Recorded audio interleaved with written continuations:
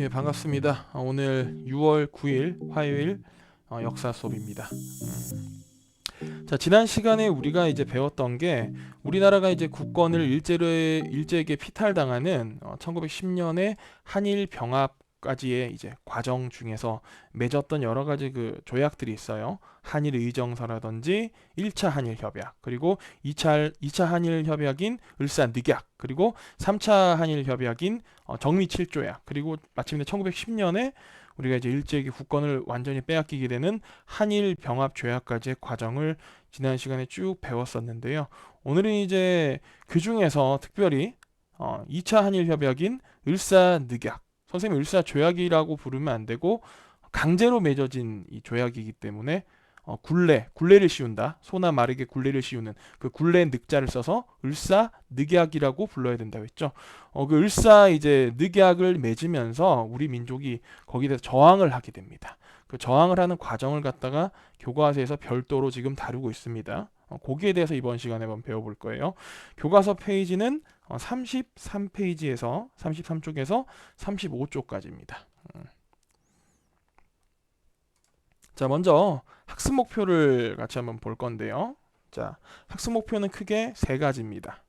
우선 첫 번째로는 이 을사조약에 대한 저항의 사례를 이제 말할 수 있다가 첫 번째입니다. 우리가 이제 을사늑약, 지금 이 자료에서는 조약이라고 표현이 돼 있어요. 근데 이제 선생님 을사늑약이라고 불러야 된다 했는데 이 을사늑약에 이게 맺어졌을 때 우리 민족이 여러 가지 방법으로 저항을 하게 됩니다. 그 저항의 사례들에 대해서 우리가 좀 배워볼 겁니다. 자, 두 번째로는 을사늑약이 맺어지고 나서 을사의병부터 이제 정미의병까지 여러 항일 의병, 일본에 이제 저항하는 의병 전쟁이 발생하게 되는데 그 이 항일 의병 전쟁의 전개 과정을 여러분들이 배워보게 될 겁니다. 세 번째로는 애국계몽 운동의 사례를 말할 수 있다. 자, 이 애국계몽 운동이 뭐냐면은 원래 계몽주의라는 거는 이제 17세기에서 18세기에 서양에서 이제 출발한 어떤 철학의 어떤 사상적인 그 주요 생각 중에 하나예요. 인간의 이성을 중요시하는 생각이 이 계몽 운동인데, 쉽게 말해서 이 계몽이란 게 꿈을 꾸고 있는 상태에서 깨워낸다. 너 꿈에서 깨. 하는 게 이제 이 계몽이라는 겁니다. 그러니까 애국 계몽 운동은 쉽게 말해서 여러분들, 사람들이 지금 잘 뭘 모르고 무식한 상태예요. 이거 이제 꿈을 꾸고 있는 상태인데 이걸 깨게 하려면은 뭘 해야겠습니까? 그렇죠. 가르쳐야겠죠. 그래서 애국 계몽 운동이라는 거는 우리가 일본에게 대항해서 일본을 극복하기 위해서 교육 활동을 통해서 이 백성들을 가르치고 그걸 통해서 일본을 극복해 나가는 그런 운동들이 애국 계몽 운동입니다. 그래서 이 주로 교육을 통한 이 애국 계몽 운동의 사례를 여러분들이 배워보게 될 겁니다. 자, 넘어가서 자, 그 중에서 이제 먼저 을사늑약에 대한 저항들을 먼저 배워보도록 하겠습니다. 자, 을사늑약이 강제로 체결되자 우선은 첫 번째로 당시에 좀 유명한 인물들이 좀 극단적인 어떤 그 저항을 보여줍니다. 극단적인 저항이란 게 뭐냐면은 스스로 목숨을 끊는 겁니다.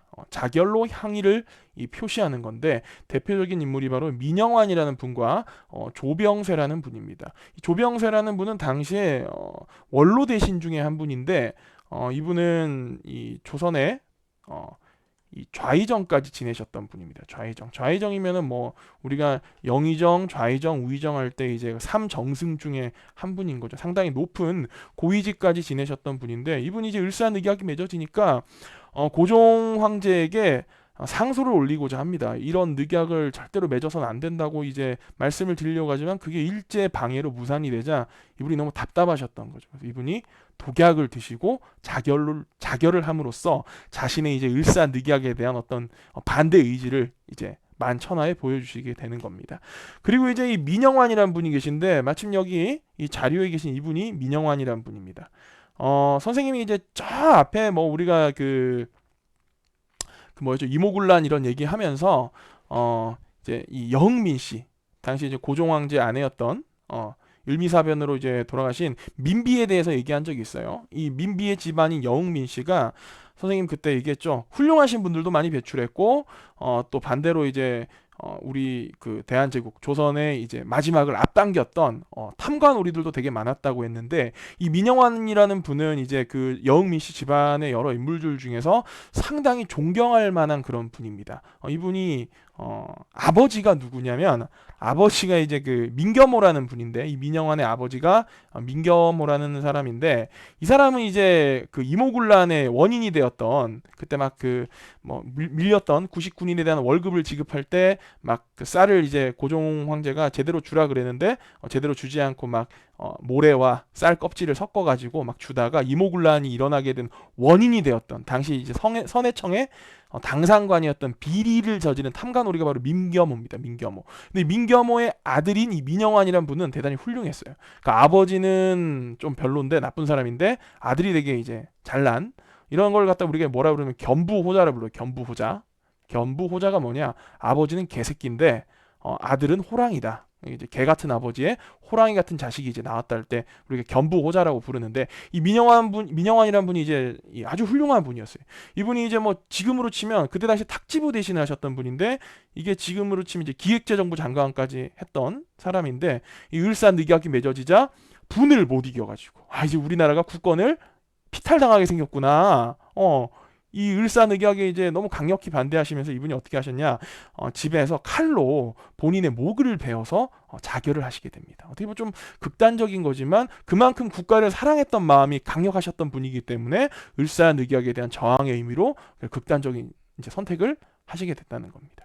자, 이렇게 민영환이나 조병세 같은 분들은 자결을 통해서 을사늑약에 대한 항의를 표시했습니다. 자, 그리고 당시 이제 신문 중에 황성신문이라는 신문이 있었는데, 이 신문에 보면은 이제 시이리아 방성대곡이라는 글이 실립니다. 시이리아 방성대곡은 뭐냐? 이날의 목노아 통곡하노라라는 뜻인데, 이 이제 내용이 뭐냐면 을사늑약에 막 반대하는 그런 내용이에요. 뭐 슬프다, 우리 이제 나라가 망했다, 우리 2천만, 당시 2천만 이제 국민이었는데 2천만 국민이 하룻밤 사이에 모두 다 이제 멸망하고 남의 노예가 된단 말인가 하고 막 이제 저항하는 그런 내용인데, 이 글을 쓴 사람이 누구냐? 장지연이라는 분이에요. 장지연이라는 사람이 이 글을 썼는데, 재밌는 건 교과서에 시이리아 방성대곡은 나와 있지만 이 글을 썼던 장지연이라는 인물은 표시가 돼 있지 않아요. 왜 그러냐면, 이분이 이제 훌륭하신 분이었는데 나중에 이제 1910년 돼가지고 우리가 일제에게 국권을 완전 피탈당하고 나서, 이분이 이제 언론인이었거든요. 이분이 이제 이 매일신보라고 하는 그 총독부가 운영하던 신문사 기관지예요. 거기다가 한 700건이 넘는 글들을 올리는데, 이 글들이 이제 주로 총독부의 입장을 대변하는, 조선 총독부의 입장을 대변하는 약간 좀 일본 중심적인 입장을 가진 글들이었어요. 그래서 이제 그런 글을 많이 올려서 이분이 그 친일 인명사전에 등재가 됐어요.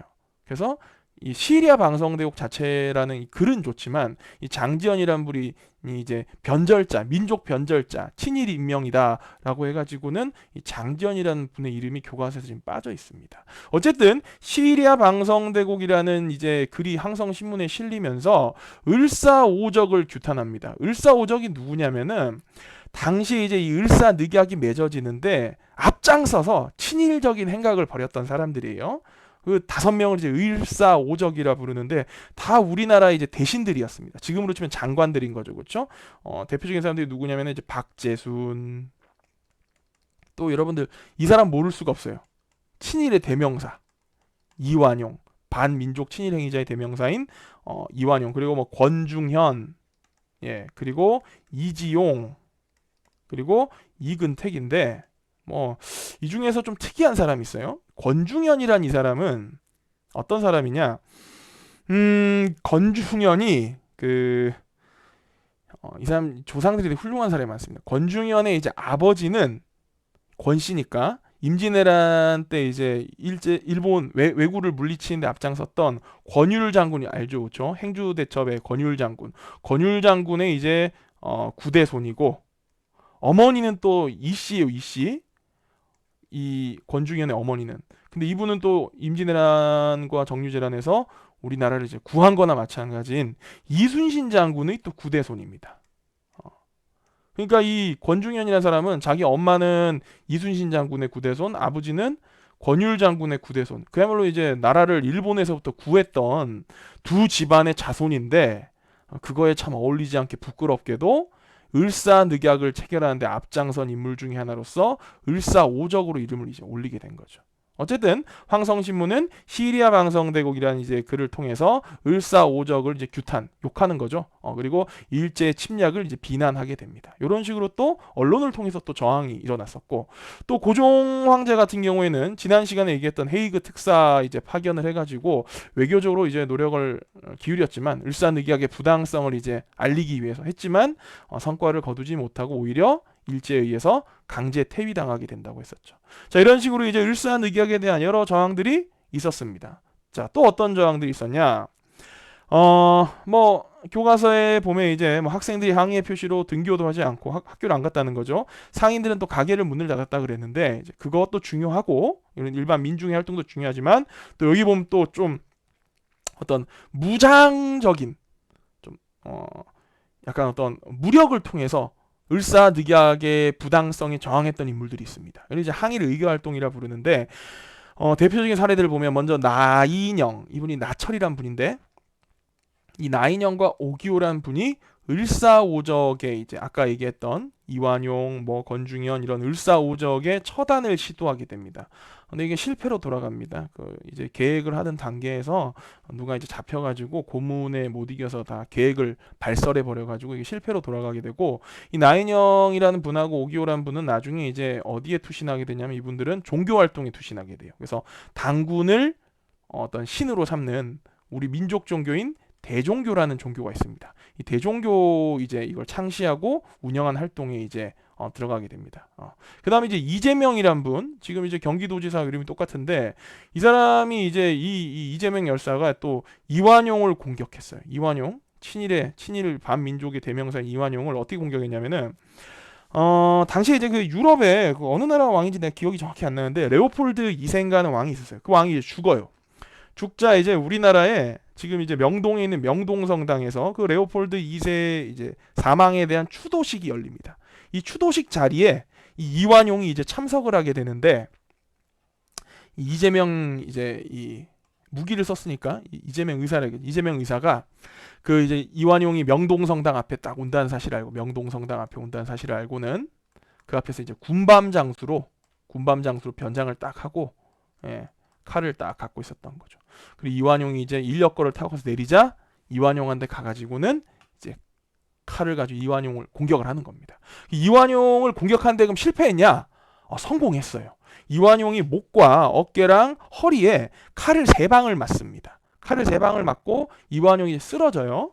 나중에 이제 이재명 의사 이분은 사형 선고를 받고 돌아가시게 되는데 이완용이 이제 이 칼을 맞고는 병원에 실려갑니다. 지금 이제 서울대병원의 전신인 대한의원이라는 데 이제 실려가서 이제 외과 수술을 받게 되는 거죠. 근데 그때 그냥 죽어버렸으면 되는데 이 이완용이 그때 당시 이제 일본에서 건너온 신식 이 외과 수술 기술로 수술을 받고 살아나게 돼요. 근데 이제 뭐 이런 얘기가 있어요. 뭐 대한민국의 당시에 우리나라의 어떤 그 외과 수술 기술이 10년만 뒤처졌어도 이완용 죽었을 건데 이완용이 이렇게 뭐 나쁜 놈들도 오래 살아요. 또 이완용이 어쨌든 그때 대한의원의 수술을 받고는 이제 살아나게 됩니다. 살아나게 되는데 이완용 이제 당시에 이제 이 가슴이랑 허리에 칼을 맞았기 때문에 이 폐랑 이런 부분이 이제 제대로 좀 후유증이 남아가지고 죽을 때까지 좀 골골대면서 앓다가 죽었다 그래요. 어떻게 보면 참 이런 진짜 이 개새끼 같은 놈인데 이런 놈들이 이제 그때 안 죽고 그냥 후유증을 앓고 갔던 것이 오히려 더 나았던 건지 하여튼 이재명 의사께서는 이완용을 공격해서 거의 죽음의 문으로 요단강을 건너게 할 뻔했지만 아쉽게 성공을 못했다. 하지만 이완용을 혼쭐 내준 거죠, 그렇죠? 자, 그다음에 이제 장인환이라는 분이 계십니다. 이 장인환이라는 분은 이제 교과서에는 장인환만 나와 있는데 원래 이제 이분과 함께 같이 그 세트로 언급되는 분이 전명훈이라는 분이 계세요. 전명훈. 이 두 분 다 너무 훌륭하신 분인데 이 스티븐스라는 사람이 어떤 사람이냐? 이놈이 이 사람이 이제 우리나라의 외교 고문으로 일본이 추천해가지고 우리나라의 외교 고문으로 있으면서 여러 가지 나쁜 짓을 했던 놈인데 이 놈이 이제 미국으로 돌아간 다음에 미국 사람이에요. 돌아간 다음에 일본이 일제가 대한제국 조선을 침탈하는 것이 정당하다라는 얘기를 여기저기 막 하고 다녀. 강연도 하고 다니고. 그 얼마나 우리 민족 입장에서 나쁜 놈입니까? 원래 그때 당시에 또 이런 또 사상이 있어. 와페니즈라 그래가지고 와페니즈가 뭐냐? 일본인이 뭐예요? 제페니즈죠. 거기에 영어에 이제 뭐뭐 되기를 원한다, 하기를 원한다, 워너비 이걸 더해서 워너비 플러스 제페니즈. 그래서 합쳐서 와페니즈라 그러는데 이 와페니즈 뭐냐면 막 일본을 닮고 싶어하는 거예요. 일봉이 일봉. 요새 시험 일봉. 일본 막 좋아하고 일본 막 닮고 싶어하고 이 스티븐스라는 인물이 전형적인 이 와페니즈적 성향을 가진 사람이었는데 이제 이 스티븐스를 갖다가 하고 다니는 꼴이 너무 나쁘니까 장인환이라고 하는 분하고 전명훈이라는 분이 스티븐스라는 놈을 죽여야겠다라고 생각을 했던 거예요. 근데 이 장인환과 전명훈이라는 이 두 분은 장인환 의사와 전명훈 의사는 서로 원래 전혀 모르던 사이였어요. 이런 사람이 존재하는지도 몰랐어. 그냥 각자가 계획을 세워서 미국의 샌프란시스코에 가가지고 이 스티븐스를 이제 내가 죽여야겠다고 생각했어요. 전명훈 의사가 먼저 스티븐스를 이제 샌프란시스코에 그 배 선착장에서 페리 선착장에서 봅니다. 그래서 총을 갖고 딱 쏠라 그러는데 이 총이 고장이 난 거예요. 이게 총이 발사가 안 되는 거예요. 그래가지고 이제 총이 발사가 안 되니까 이제 어떻게 육탄전으로 이제 덤벼든 거죠. 근데 스티븐스는 미국인이니까 당시에 이제 덩치도 크고 우리 이제 전명훈 의사는 뭐 지금이야 우리나라가 이제 영양 상태가 좋고 그러니까 키도 크고 젊은이들이 건장하지만 그때는 되게 왜소했거든요. 그러니까 스티븐스를 이제 어떻게 그 죽이려고 갔다가 오히려 스티븐스한테 역공을 당해서 막 핀치에 몰린 상태였어요. 근데 정말 하늘이 도왔는지 그 자리에 장인환 의사가 이 전명훈 의사하고 전혀 사전에 계획이 없었는데 이분도 스티븐스를 죽이러 갔다가 보니까 막 전명훈 의사가 막 스티븐스한테 막 두드려 맞고 있는 거예요. 그러니까 장인환 의사가 가서 스티븐스를 총으로 쏴버립니다. 그래서 스티븐스가 죽게 돼요. 그래서 이제 전명훈 의사와 장인환 의사 모두 다 이제 스티븐스 이제 살해와 살해 방조죄로 이제 법정에 서게 되는데 전명훈 의사는 이제 이분은 무죄로 풀려나게 돼요. 무죄. 스티븐스의 죽음과 직접적인 인과관계 없다 풀려나게 되고 장인환 의사는 이제 스티븐스를 살해한 혐의가 인정이 돼서 징역 25년을 선고받습니다. 근데 이분이 나중에 이제 감형이 돼요. 감형이 돼서 10년을 살고 출소를 하십니다. 근데 참 안타까운 게 이게 이제 조국과 민족을 위해서 이렇게 애쓰신 분들이 뒤에 보면은 당시 우리나라가 독립을 한 상태가 아니다 보니까 이런 애국자들을 제대로 챙겨주지를 예우를 해주지 못합니다. 그래서 제가 알기로 장인환이라는 이분도 되게 쓸쓸하게 돌아가시거든요. 어쨌든 장인환이란 분이 이 스티븐스를 사살했다. 그 다음에 이제 너무 유명하신 분 바로 안중근 의사가 있죠. 안중근 의사가 이토 히로부미를 사살한 사건. 자, 이토 히로부미가 누구냐?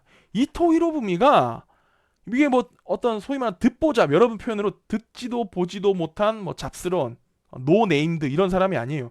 이토 히로부미 하면은 당시에 일제의 메이지 유신 당시에 아주 유명한 정치인이자 지금 여러분들 일본에 이제 총리가 있죠. 총리 아베 신조 총리가 있는데 이 일본의 총리를 4번이나 지낸 사람이에요. 이토 히로부미가 1대 또 5대 뭐 몇 대 이렇게 4번이나 총리를 지냈던 사람이 이토 히로부미고 을사늑약을 통해서 일제가 우리를 통제하고자 세웠던 기관인 조선 총독부의 전 단계인 통감부에서 조선의 이 통감부에서 초대 통감을 지냈던 사람이 바로 이토 히로부미입니다. 아주 그러니까 엄청 유명한 사람이에요. 그냥 거의 뭐 지금 뭐 일본의 아베 같은 사람인 거예요. 그냥 이제 이토 히로부미가 당시 이제 러시아의 이 재무장관이었나 외무장관이었나고 이제 당시에 러시아 땅 지금은 중국 땅인데 당시에 러시아 땅이었던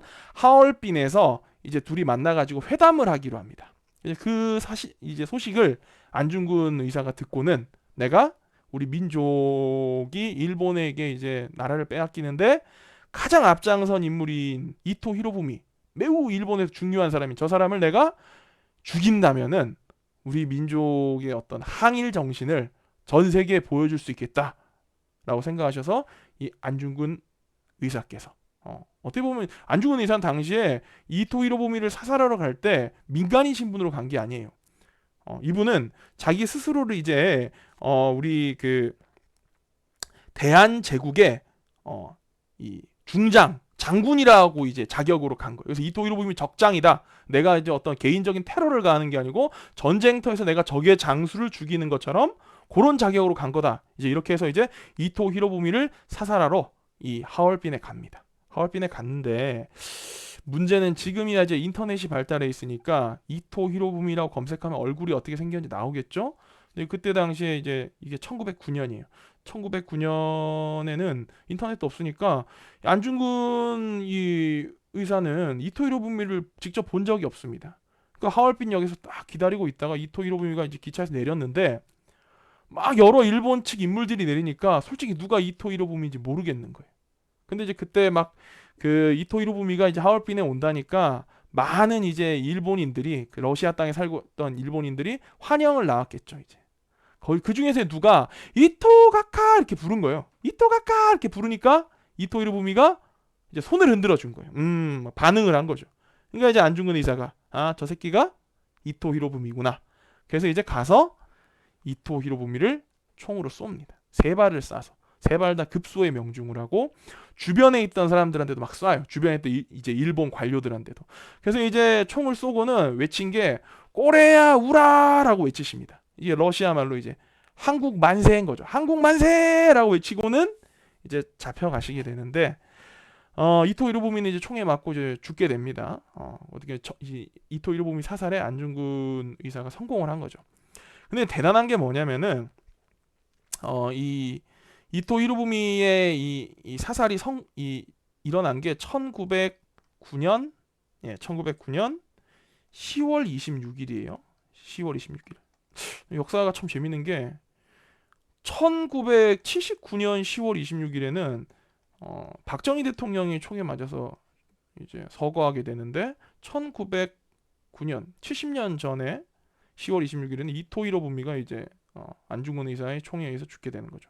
자, 이게 10월 26일 이제 1909년에 이 사살에 성공하고 다음해인 1910년 2월에 안중근 의사가 여순 감옥, 중국의 여순 감옥에서 교수형이 집행돼서 돌아가시게 됩니다. 순국하시게 되는데 나는 이 안중근 의사 진짜 대단한 게 뭐냐면 이토 히로부미를 그냥 죽여서 대단한 게 아니고 이 이토 히로부미를 죽이고 당시 이제 교수형에 처해질 때 나이가 32세였어요. 우리나라 나이가 32세.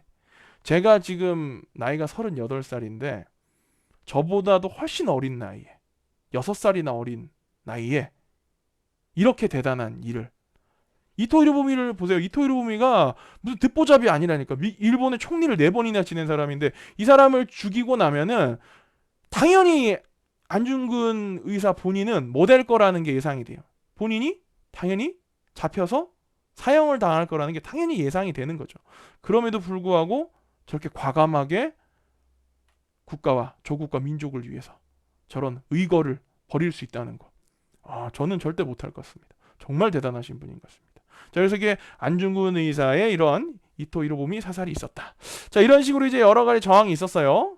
자, 그 다음에 또 이런 개별 단위의 일제에 대한 저항만 있었던 게 아니고 이제 집단적으로 항일 의병 전쟁이 일어납니다. 지금 시간이 좀 많이 지나서 제가 빠르게 좀 진행을 할게요. 자, 을사조약이 맺어지고 여기에 대해서 이제 반대하는 을사의병이 일어나게 되는데 민종식, 최익현이라는 분 제가 지난번에 한번 얘기했죠. 정말 꼬장꼬장한 딸깍바리 정신의 대표적인 인물이었던 또 신돌석 같은 이제 평민 출신의 의병장 이런 분들이 이제 을사의병을 일으키고 또 정미의병이 또 일어나서 고종의 강제 퇴위에 대해서 반대하고 또 군대 예산에 반발하면서 정미의병이 일어납니다. 특히 이 앞에서 얘기했던 을사의병과 이 정미의병 간에는 좀 차이가 큰 게 을사의병은 사실 뭐 신식 무기도 별로 없고 제대로 된 어떤 군대의 모습을 보이기가 힘들었는데 정미의병은 업그레이드가 엄청나게 됩니다. 왜냐면은 이 정미 7조약 이 제3차 한일 협약 때문에 군대가 해산이 돼요. 우리 대한제국의 군대가 해산이 되면서 그때 이제 해산됐던 군인들이 이 정미의병으로 흡수가 됩니다. 그러니까 신식 무기와 신식 군대 훈련법을 배워온 이 군인이 현역 출신 군인들이 대거 의병에 가담하게 되면서 이 정미의병은 상당히 실력이 어마어마했던 거죠. 그렇죠? 자, 그래서 13도 창의군이라고 이제 전국의 각 지역에서 이제 일어난 13도 창의군이 결성이 돼가지고 서울로 이제 가서 우리 서울을 일제로부터 탈환하겠다. 서울 진공작전을 전개합니다. 근데 이게 어떻게 되냐면 이게 실패하게 돼요. 실패하는 과정이 여러 가지 얘기가 있어요. 13도 창의군의 대장이 이인영이란 분이었는데 이분이 이제 갑자기 자기가 대장직을 내려놓고 고향으로 가버립니다. 이분이 아마 경북 문경 분이었을 건데 간 이유가 뭐냐면 아버지가 돌아가셔요. 이인영 총대장의 아버지가 돌아가셔서 나라를 구하는 일은 3년 후에도 할 수 있지만 아버지 돌아가실 때 부친상 3년 옛날에 이 성리학을 이 따르는 사람들은 부모님 아버지 돌아가시면 3년상을 지냈거든요. 아버지 묘 옆에서 3년간 이제 이 묘살이를 하면서 효를 다하는 건데 나라를 구하는 일은 3년 뒤에도 할 수 있지만 아버지의 3년상을 치르는 것은 3년 뒤에 할 수가 없다라고 하면서 나는 어떤 효를 다하겠다고 고향으로 내려가 버립니다. 그러면서 이제 뭐 좀 서울 진공작전도 이제 실패하게 되고 이렇게 되는데 좀 아쉬운 면이 있는 거죠. 그렇죠? 이인영 총대장의 말대로 3년 뒤에는 어떻게 되냐? 1910년에 나라를 빼앗겨서 나라도 못 구하게 돼요. 그리고 또 이 의병 활동에서 보면은 여전히 이제 우리 조선의 사람들이 성리학적인 질서에서 벗어나지를 못해가지고 아까 얘기했다시피 뭐 여기 보면은 최익현이란 분은 전형적인 이제 유학자 출신이고 이 신돌석이란 사람은 이 의병장은 평민 출신이에요. 그리고 어떤 일이 벌어지냐? 지금 나라를 구하겠다는 마음으로 같이 모였으면은 내가 뭐 옛날에 양반 출신이고 너는 평민 출신이었다 뭐 이러면서 뭐 그런 거 없이 이미 우리가 가보교육을 통해서 이 신분이 없어진 지가 언젠데 함께 합심을 해야 되는데 이런 유학을 성리학을 따르던 분들은 어떻게 우리 양반 출신인데 평민들하고 같이 싸울 수가 있겠어 따로 놀자 이래가지고 좀 합심도 잘 안 되고 또 이 최익현이란 분은 어떻게 하냐면은 을사해병을 일으켰다가 우리 황제 고종 황제 군대와 싸울 수 없다면서 막 해산해 버립니다 막. 그러니까 좀 이런 의병 활동을 하면서도 그 성리학적인 질서, 구질서에서 자유롭지 못했던 점들이 이런 의병 활동의 발목을 잡는 그런 이제 좀 안타까운 점들이었던 거죠. 어쨌든 이런 의병 활동들은 실패하고 나중에 간도 지방이나 연해주로 이동하면서 우리나라가 이제 국권을 완전 빼앗긴 다음에 독립군을 형성하는 기초가 되기도 합니다. 자, 그다음 이제 세 번째로 애국계몽 운동이 있어요. 아까 앞에서 우리 학습 목표 얘기할 때 선생님이 계몽이라는 거는 무지몽매한 상태, 꿈을 꾸는 상태에서 깨어나게 하는 게 계몽이라 그랬죠. 그래서 계몽 운동하면 제일 중요한 게 뭐라 그랬다? 사람들을 무지한 상태에서 깨어나게 해야 되니까 교육 활동이 중요하다 그랬죠. 그래서 이 애국 계몽 운동은 교육 활동과 아주 관련이 깊습니다. 그래서 교육을 통해서 실력을 양성하고 그를 통해서 국권을 회복하자. 이게 이제 애국 계몽 운동인데 대표적인 단체가 신민회예요. 신민회. 이 신자가 새로울 신자고 민이 백성 민자입니다. 백성을 새롭게 한다. 즉 교육을 통해서 백성을 새롭게 한다는 거죠. 이 애국 계몽 운동의 대표적인 분이 바로 누구냐면 도산 안창호 선생님과 양기탁 선생님. 또 뭐 이거 외에도 또 이분들 외에도 남강 이승훈 선생님 이런 분들이 계세요. 이 외에도 많은 분들이 계신데 이분들이 이제 신민회를 비밀리에 조직을 해서 여러 가지 애국 계몽 운동을 합니다. 대표적인 게 이제 대성학교를 설립하는데 평양에 학교를 만든 거예요. 우리 민족의 학교죠. 그렇죠? 우리 민족의 실력을 양성하기 위한 대성학교를 만들고 또 대성학교 외에도 또 무슨 학교도 있었냐? 평안도 지방에 오산학교를 또 세웁니다. 오산학교는 또 누구냐면 어떤 학교냐면 이 대성학교는 안창호 선생님이 세운 학교예요. 근데 이제 이 오산학교는 이 남강 이승훈이라는 분이 세운 학교입니다. 이 남강 이승훈이란 분은 평안도 지방에 이제 좀 사업을 해가지고 성공한 재력가였어요. 재력가. 근데 안창호 선생님이 오셔가지고 애국계몽 운동에 대한 연설하는 걸 듣고는 감동을 받은 거예요. 내가 우리 민족을 위해서 뭔가 할 수 있는 일이 없을까? 그래, 안창호 선생님 말씀대로 내 재산을 털어서 학교를 지어야겠다. 그래서 오산학교를 지어서 민족운동을 합니다. 민족교육을 실시하고. 오산학교는, 대성학교는 지금 이제 평양에 있는 학교인데 이게 없어졌지만 오산학교는 이게 아직 남아있어요. 이게 이제 원래 북한의 평안도에 있던 학교였지만 지금 우리 서울 용산구에 옮겨서 오산중학교와 오산고등학교가 지금 있거든요. 이 학교들이 전부 당시 이제 남강 이승훈 선생님이 세웠던 이 애국 계몽 운동에 따른 오산학교가 이제 6.25 전쟁 끝나고 서울로 옮겨서 계속 명맥을 잇고 있는 거죠.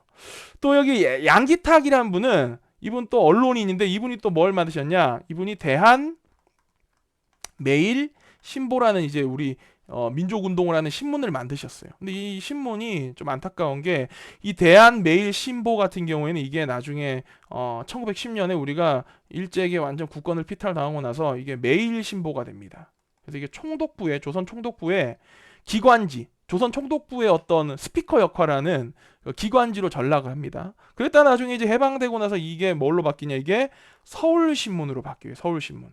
지금 대한민국 10대 일간지 중에 하나가 서울신문인데, 그러니까 서울신문이라는 이 신문의 역사를 보면은 서울신문의 뿌리는 어디 있다는 거예요. 신민의 양기탁 선생님이 세운 대한매일신보에 있다는 겁니다. 그래서 서울신문의 인터넷 주소가 www.seoul.co.kr인데 이거 인터넷에 쳐도 서울신문 홈페이지가 뜨고, 이거 말고 이제 www.kdaily 매일 신보니까 매일, 그래서 K 코리아 데일리 대한 매일이니까 코리아 데일리.com을 쳐도 똑같이 서울신문의 홈페이지로 연결이 돼요. 자, 그래서 이제 이런 식으로 양기탁 선생님은 대한매일신보를 통해서 애국개몽 운동을 이제 하려고, 언론 활동을 통해서 애국개몽 운동을 하시려고 했던 거죠, 그렇죠? 자, 이 외에도 이제 국채보상 운동이란 게 있었습니다. 자, 국채보상 운동이 뭐냐? 메가타라고 하는 아주 나쁜 새끼가 있어요. 이놈이 이제 누구냐면 우리가 그 앞에 제1차 한일 협약을 통해서 일본이 추천해주는 재정고문, 외교고문을 우리가 대한제국이 고용을 해야 되게 되는, 임명을 해야 되는 그런 상황이 왔었죠. 그때 이제 일제가 추천해서 우리 대한제국의 재정고문으로 이제 들어오게 된 놈이 메가타란 놈인데, 이 새끼가 이제 어떻게 하냐면은 대한제국의 여러 가지 이제 어떤 국가 사업을 추진하는 과정에서 일본으로부터 계속 고이자를 내고 돈을 빌려옵니다. 국가가 이제 돈을 빌려오는 걸 이제 국채라 그러거든요. 국채. 일본 돈을 빌려와서는 이놈이 이제 계속 이 재정 장부를 조작을 해서 자꾸만 대한제국이 적자가 나는 걸로 처리를 해요. 그러면서 우리가 일본한테 빌려온 돈이 갚지를 못하고 눈덩이처럼 불어나면서 그 돈이 1,300만 원에 달하게 됩니다.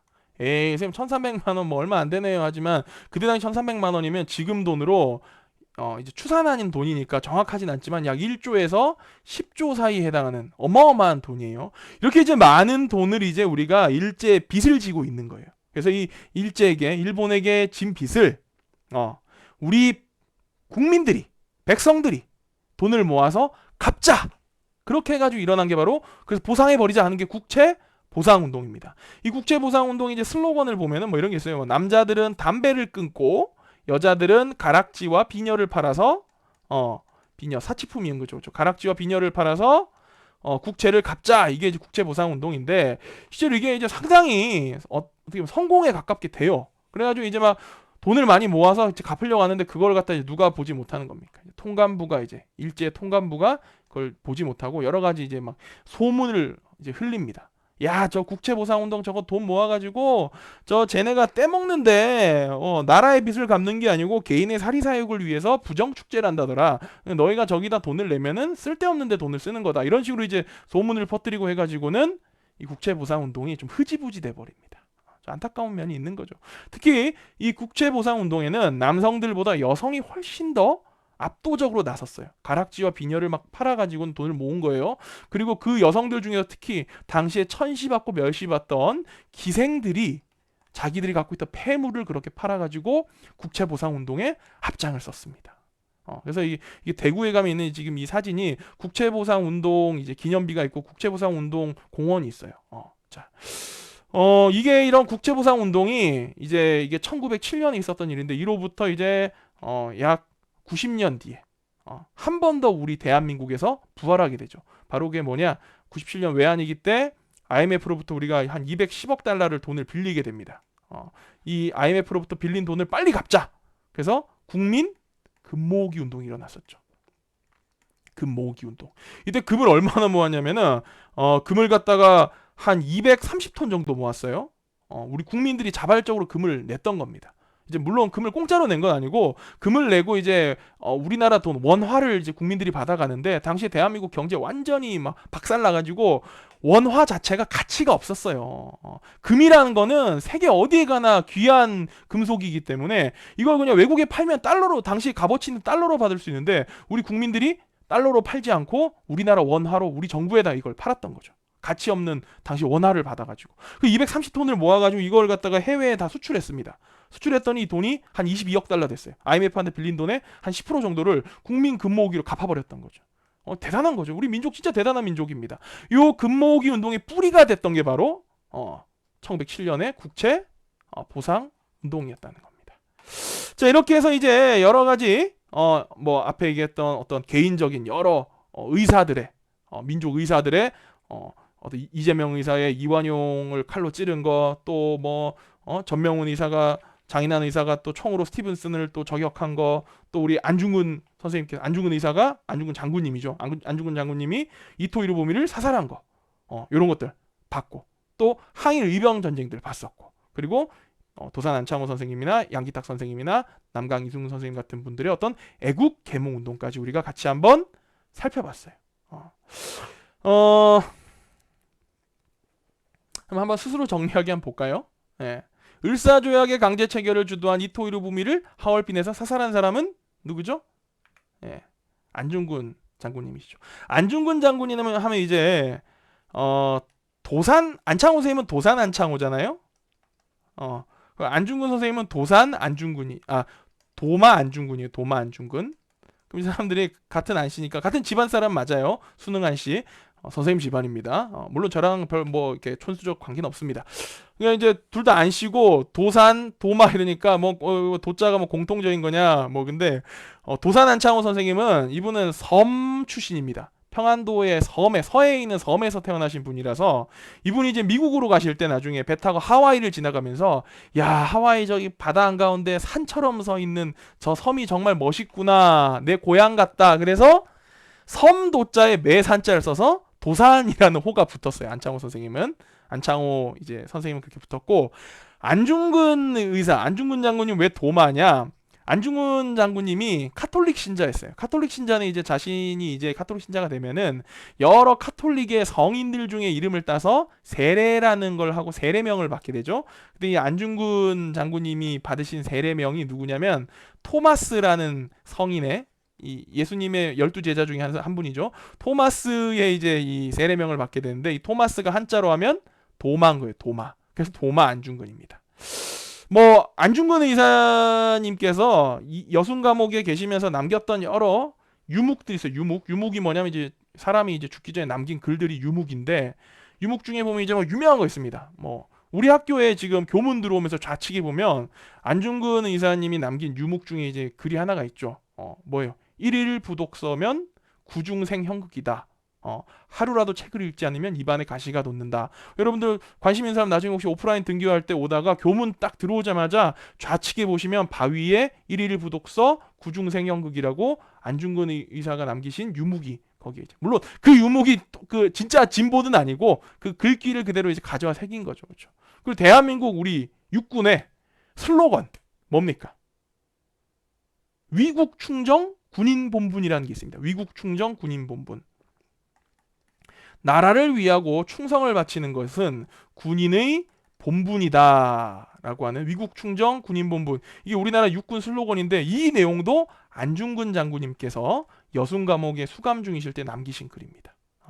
자 이렇게 해서 이제 우리가 오늘 을사늑약과 거기에 대해 저항하는 여러 우리 민족의 운동들을 살펴봤고 다음 시간이 되면 이제 근대 시설과 근대 교육에 관련해서 근대 문물의 수용을 배울 건데 선생님 뭐 개인적으로 재미있는 부분은 아니에요. 이 부분은 넘어갔으면 좋겠지만 그래도 우리가 다음 시간에 한번 이 부분 한번 배워보도록 하겠습니다. 자 여러분 오늘도 이제 재미없는 수업 듣느라 고생 많았고요. 또 시간이 또 초과됐어. 이거 35분 안에 내가 끊고 싶은데